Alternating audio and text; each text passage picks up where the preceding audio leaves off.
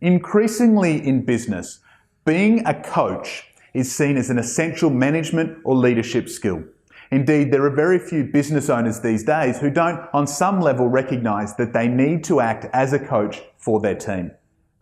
Understanding what that actually means and how to be a coach, much different conversation. So today on Blackboard Fridays, I thought I would share 5 simple coaching tips and tools that any business leader can apply.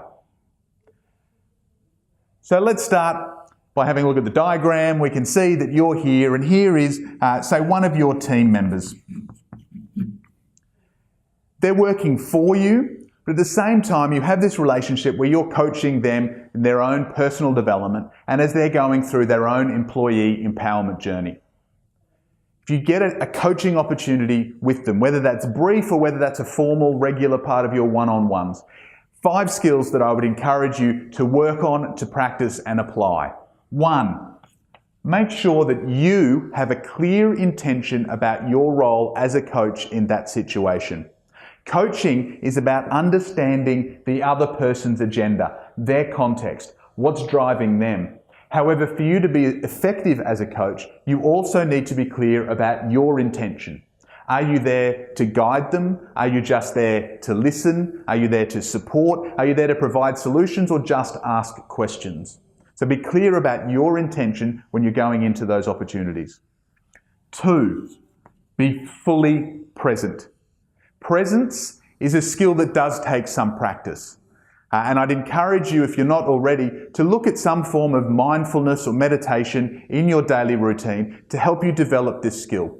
At its simplest, presence is about making sure that your head chatter is not impacting the conversation that you're having. And it's very easy as a business leader with that infinite to-do list that we all have to be thinking, even though I'm having this conversation with a team member, to be thinking about that email I've got to reply to, that client that's having an issue at the moment, that growth strategy I'd really rather be working on. You've got to get rid of that head chat in order to be present. And then truly to be present, you need to be listening with your whole body.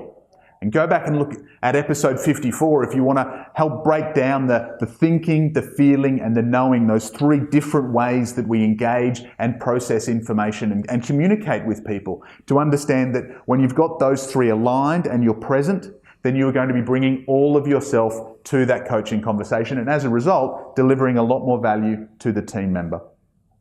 3 is using I language as opposed to you language. Now this is a little bit tricky for a lot of business leaders because we're used to giving directions, to delegating, to managing people.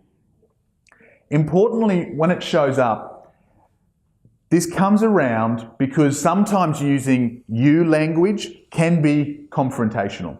Remember back to the episode where we talked about filters, the fact that we all see the world in different ways. So what you're hearing is not necessarily what your team member is sharing.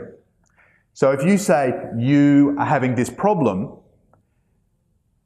you may find that the team member doesn't understand that that's not what they were saying and you start to lose that conversation. The I language in that situation would be, I hear you saying this.